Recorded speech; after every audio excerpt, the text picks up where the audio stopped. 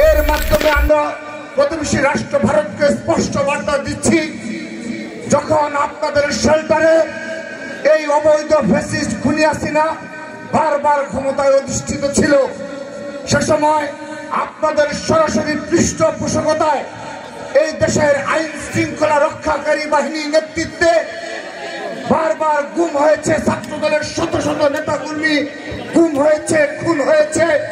BNP তার অঙ্গ সহযোগী সংগঠনের কয়েক হাজার নেতা কর্মীকে আপনারা গুম করেছে, খুন করেছিল। আমাদেরকে কোনো সভা সমাবেশ করতে দেওয়া হয়নি।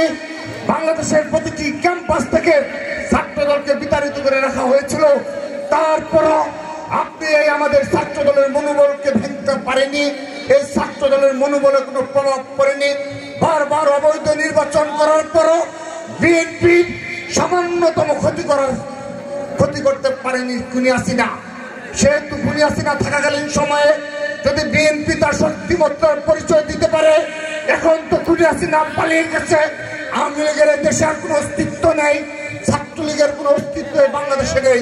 সেহেতু যত ষড়যন্ত্র করুক তা করেন না কেন, কোন ষড়যন্ত্র দেশে বাস্তবায়ন হবে না ইনশাআল্লাহ।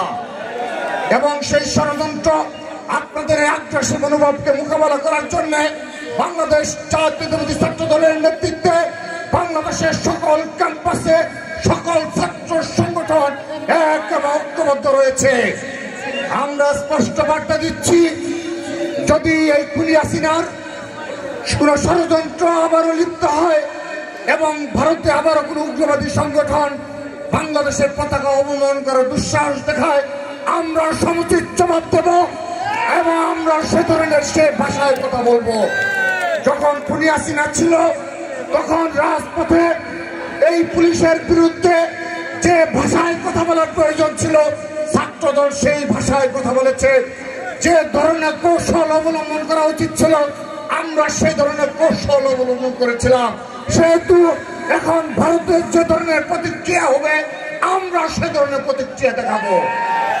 সেজন্য প্রতিবেশী রাষ্ট্র হিসাবে বলছি, আপনারা এখনো এই দেশের জনগণের মনোভাব বুঝুন, চেষ্টা করুন এবং সাধারণ জনগণের সাথে সম্পর্ক স্থাপন করুন সেই প্রত্যাশা রেখে, এবং আগামীতে বাংলাদেশ জাতীয়তাবাদী ছাত্র দল, যুব দল, স্বেচ্ছাসেবক দলের সকল পর্যায়ের নেতা কর্মীদের জাগ্রত থাকার আহ্বান জানিয়ে সকল ষড়যন্ত্র মোকাবেলা করার জন্য মানসিক ও শারীরিক প্রস্তুতি রাখার আহ্বান জানিয়ে